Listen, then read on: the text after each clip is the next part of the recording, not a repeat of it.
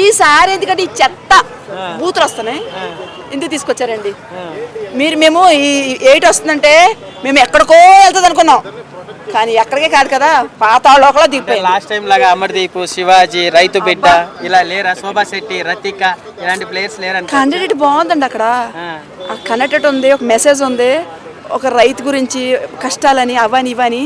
రైతు గురించి కష్టపడే నేను నా ఫ్రెండ్స్తో మినిమం 300 మంది ఎంచాను. ఈసారి అస్సలు బాగాలేదు. ఈసారి కాదు కదా నా చేతులు నేను కూడా ఓటేయట్లే. అంటే మణికంఠ వచ్చి ఇట్లాంటి హగ్గులు ఎక్కువైపోయినాయి, అందరూ హగ్గులు చేసుకోవడం. అంటే అతని మాట ఏంటాకి రొమాన్స్లో తీర్చుతున్నట్టున్నాడు.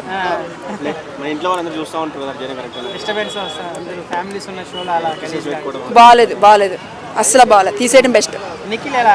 తీసేయడం కాదు కానీ ఈ 8 అన్నది కొంతమందిని తీసేస్తే కొంచెం కండక్టెడ్ మనుషులు తీసుకొచ్చి అందులో పెడితే ఒక రేంజ్లో ఉంటుంది. మీకు శివాజీ గారికి మళ్ళీ వస్తే ఇంకా బాగుంటుంది. శివాజీ గారు ఏంటంటే దండోపాలన చూసారా అట్లా తీసుకొస్తూ బిగ్ బాస్ని ఒక రేంజ్ తీసుకొచ్చాడంటే కారణం శివాజీ గారి నెంబర్ 1 టాలెంట్. అసలు రీఎంట్రీ రావాలి అంటే ఎవరో తీసుకురామంటారు. ఉప్పల్ బాలు అలాంటి వాళ్ళు వస్తే బాగుంటుందా?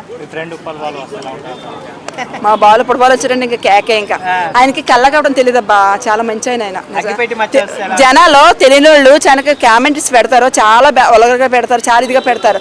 కానీ వాళ్ళకు కూడా ఒక మనసు ఉంది, ఆలోచించుకోవాలి. ఇజ్రాయల్స్ అంటారు కానీ మా అన్నయ్య అయితే ఇజ్రాయల్, ఉప్పల్ బాలు అయితే ఇజ్రాయల్ కాదు.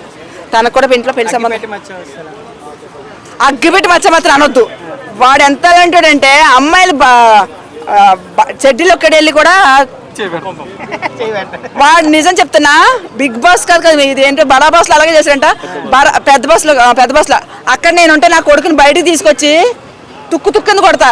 నేను జరిగిన ఎన్నాళ్ళకు రెస్పాండ్ అవును, బరాబర్ స్పాట్లోనే తీసుకుంటా ఏదన్నా సరే.